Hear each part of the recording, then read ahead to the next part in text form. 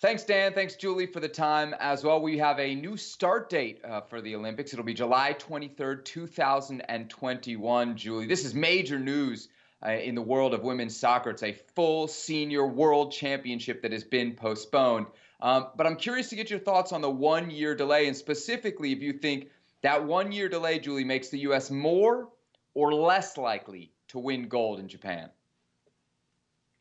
Great question, Sebastian. I actually think it makes them more likely to win gold because there has never been, as we've talked about, there's never been a team to win the Women's World Cup and then in that tight turnaround the very next summer win the Olympics. And with this gap and pushing it back a year, it gives the chance for the team to reset, to recover, to breathe, to take a big breath.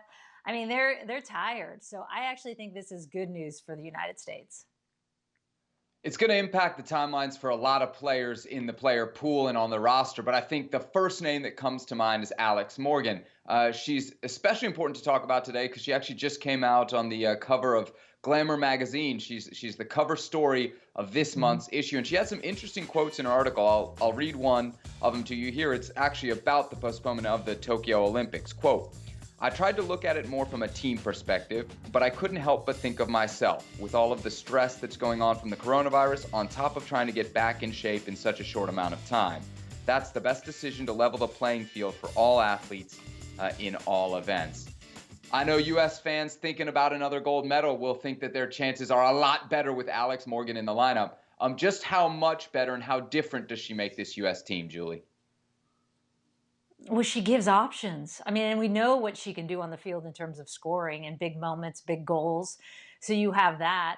And for her to realistically have a baby mid-April and try and swing around to be ready again when they name the team June was going to be tight, right? And so now this buys her time to get fit. And with Alex Morgan in the equation, they're a better team. I mean, this team is strong without Alex Morgan. They're excellent with her. So it's just more options, more looks, more rotation that Vlatko Andonovski can go to. I don't think anybody would look at this U.S. team and say that they're too young. There's a lot of players with a lot of experience, right? So I'm thinking about players like Carli Lloyd. She'll be 39 when these Olympics are played. Megan Rapinoe, Becky Sauerbrunn, they'll be 36 now when these Olympics are played. That extra year wait, does it make you at all have any types of concern about age when we do finally get to the Japan Olympics? Yeah, it's a great question. Typically, I would say, yes, I am a little concerned at 39, 36, when your core of your group is in your mid-30s. But I think actually the opportunity to recover and reset, given all that they've been doing, victory tour after the World Cup, and then they had to finish off their league season, and then they have sponsorship appearances and things they've been doing. I mean, this group hasn't stopped. Then they had Olympic qualifiers in January, so they never took a break. So I would say actually the wait and the delay helps them more than I'm concerned about the age issue, especially as we've seen. I think athletes are just getting smarter about how they're training, how they're staying fit as they get into the mid-30s. And so I think this group is actually redefining how long you can continue to play at a high level.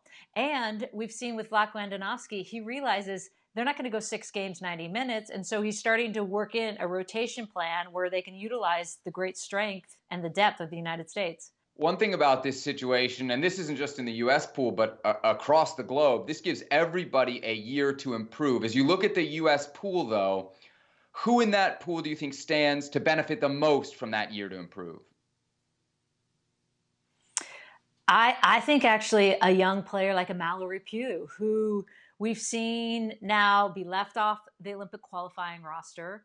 And she's one of the younger players out there with so much promise and potential. And yet she's lost her confidence a bit. She hasn't looked the same as we saw her in the Olympics. I mean, when she was just an 18-year-old. So I think this is an opportunity for her to reset as well, to get that confidence back. It buys her a little more time to get back into the equation. And for Vlatko Andonovski, now he's got a little breathing space where he can look at younger players. And so she could possibly benefit, I think, the most from that younger group and trying to get back into that mix. And again, it bears repeating over and over again. This is a roster of 18 players you're looking at versus 23 for the World Cup. Julie, we're now about, 2 weeks into this practice of social distancing. Obviously, this is impacting pro athletes in every walk of life when it comes to their preparations. What's the latest you're hearing about what the U.S. women are doing to stay in shape and also to stay in touch? Because I'd imagine communication is important this time. Yeah, well, Crystal Dunn is raising chickens and chasing them, I'm sure. That's what she posted on social media. I actually checked in, and what they're doing right now is the U.S. Soccer's strength and conditioning program has gone to every single player, and they've said, okay, what is your equipment you have? What is your access to facilities? Some have private gyms that they're able to access with no one else in them. They could actually get in there on their own, so they're social distancing there. Some have fields that they're able to go to. Carli Lloyd, for example, is training at James Galanis' academy. And so depending on what the player has, they're then tailoring an individual program to adapt and adjust to what they have available to them. And so they're obviously training. It's kind of like old school times when we were training on our own like that. This is how we lived, right? Hey, we didn't have any help. So I think they're able to continue to perform, and some have fields, some don't, but they're tailoring their exercises specifically to that. Well, thank you very much for watching ESPN on YouTube. For more sports highlights and analysis, be sure to download the ESPN app. And for live streaming, premium content, and let's not forget as well, ESPN FC 7 days a week. Subscribe to ESPN+.